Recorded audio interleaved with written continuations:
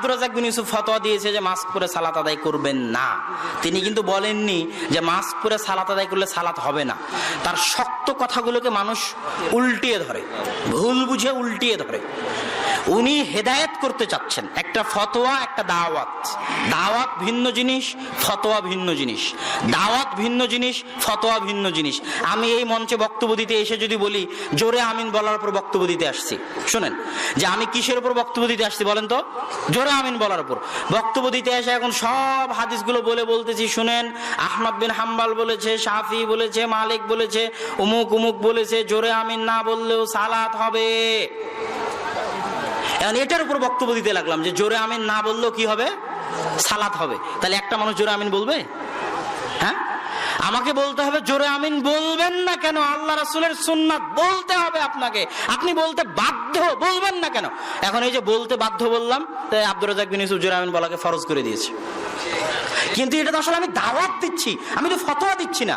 তুমি আমাকে আবার পাল্টা জিজ্ঞেস করো, আচ্ছা আব্দুর রাজ্জাক বিন ইউসুফ সাহেব, আমি যদি জোরে আমিন না বলে সালাত আদায় করি, সালাত কি হবে? তখন আব্দুর রাজ্জাক বিন ইউসুফই বলবে যে হ্যাঁ হবে। তাহলে ফতোয়া আলাদা জিনিস আর দাওয়াত আলাদা জিনিস। তো আব্দুর রাজ্জাক বিন ইউসুফ মাঠে দাওয়াত দেয়, তো ওনাকে গুরুত্ব দিয়ে বলতে হয়। এখন আব্দুর রাজ্জাক বিন ইউসুফ 7 ভাগে কুরবানির উপর কঠোর বক্তব্য দেয়। কথা বুঝতে পেরেছেন? এখন একদল আছে যারা বলতে থাকবে যে না এটা ভুল ফতোয়া, ভুল ফতোয়া, কেন 7 ভাগে কুরবানি দেওয়া যায় যায় যায় যায় যায় যায় যায়। তাহলে আমাকেও যদি জিজ্ঞেস করা হয় তো আমিও বলবো যে হ্যাঁ, যদি পরিবারের পক্ষ থেকে না হয়, আব্দুর রাজ্জাক বিন ইউসুফ, আমি না আব্দুর রাজ্জাক বিন ইউসুফ, যদি পরিবারের পক্ষ থেকে না হয় তো দেওয়া যেতে পারে। কিন্তু এটা ঠিক নয়, উচিত নয়। উত্তম কোনটা? আল্লাহ রাসূল বলেছে একটা পরিবারের পক্ষ থেকে একটা কুরবানি, এটা উত্তম।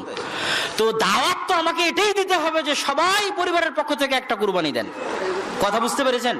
ওটার উপর জোর দিতে হবে, এটা আল্লাহ রাসূলের সুন্নাত, কেন দিবেন না? দেন। কেন দিবেন না? দেন। এখন তুমি চলে গেছো উল্টা রাস্তায়, সব সুন্নাত বিরোধী কার্যকলাপ কিভাবে জায়েজ প্রমাণ করা যায়, এই জন্য তুমি ফতোয়ার পিছনে লেগে গেছো। উনি আছেন দাওয়াতে, তুমি আছো ফতোয়ায়। ফতোয়া ওনাকেও জিজ্ঞেস করলে উনি আনসার দিবে। তাহলে এখন সবাই মাস্ক পরে সালাত আদায় করতেছে, যেখানে গরুর কুরবানির হাটে ঘামের সাথে ঘাম লাগে। কিসের সাথে কি লাগে বলেন তো? ঘামের সাথে ঘাম লাগে। ওই কুরবানির হাটের মধ্যে যে মসজিদ আছে ওখানে 3 ফিট দূরে দাঁড়িয়ে সালাত আদায় করতেছে। তাহলে এটা তামাশা না? একই মোটর সাইকেলে বাপ বেটা 3 জন এসেছে, তাকওয়া মসজিদের ঘটনা। একই মোটর সাইকেলে সালাতের সময় 3 ফিট দূরে দাঁড়িয়েছে। তা আমি কি তামাশার বিরুদ্ধে বলবো না? শরীয়তের সাথে হাসি ঠাট্টা মজাকের বিরুদ্ধে বলবো না? এখন বলতে গেলাম তুমি পাল্টা বলছো যে 3 ফিট দূরে দাঁড়ালে সালাত হবে না, এটাকে বলেছে।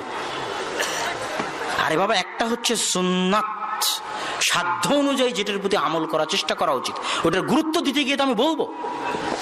এখন আল্লাহ রাসূলের হাদিস যে সালাতের মধ্যে মুখ ঢাকা নিষেধ,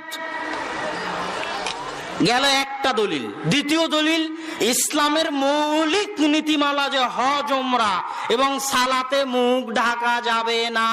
মেয়ে মানুষও সালাতে মুখ খোলা রাখবে, মেয়ে মানুষও হজ ওমরায় মুখ খোলা রাখবে, এটা ইসলামের মৌলিক নীতিমালা।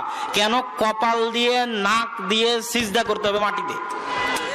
কপাল দিয়ে নাক দিয়ে সিজদা করতে হবে কোথায়? মাটিতে। হ্যাঁ, মেয়ে মানুষ যদি গায়ের মাহরাম ব্যক্তি চলে আসে তবু নেকাব করতে পাবে না হজ ওমরা অবস্থায়। সুতা দিয়ে বাঁধা যে নেকাব, ওটা করতে পাবে না।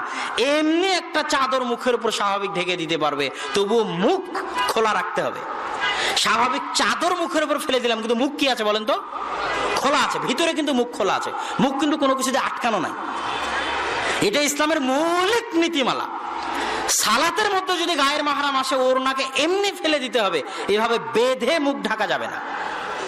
কথা কি বুঝতে পেরেছেন? মেয়ে মানুষের ক্ষেত্রেও এটা ইসলামের মৌলিক নীতিমালা। 3 নাম্বার, মুয়াত্তা মালিকে ইমাম মালিক লিখতেছে যে নাক মুখ ঢেকে ইবাদত করা অগ্নি পূজকদের অভ্যাস, তাদের দিনের অংশ, তাদের চরিত্রের অংশ। কাদের? অগ্নি পূজকদের। কে বলেছে? ইমাম মালিক। কোথায় বলেছে? মুয়াত্তা মালিকে বলেছে। তাহলে মান তাশাব্বাহা মিন গায়রি কওমিন, যে ব্যক্তি অন্য কোন জাতির সাথে সাদৃশ্য স্থাপন করলো, সে কি করলো? সে তাদের সাথে কিয়ামতের মাঠে উঠবে। তাহলে 3টে জিনিস, নাক কপাল মাটিতে লাগিয়ে সিজদা করতে হবে। 2, মুখ ঢেকে ইবাদত করে মাজুসিরা। 3, আল্লাহ রাসূলের হাদিস এবং ইসলামের মৌলিক নীতিমালা যে হজ, উমরা এবং সালাতে মুখ ঢাকা যাবে না।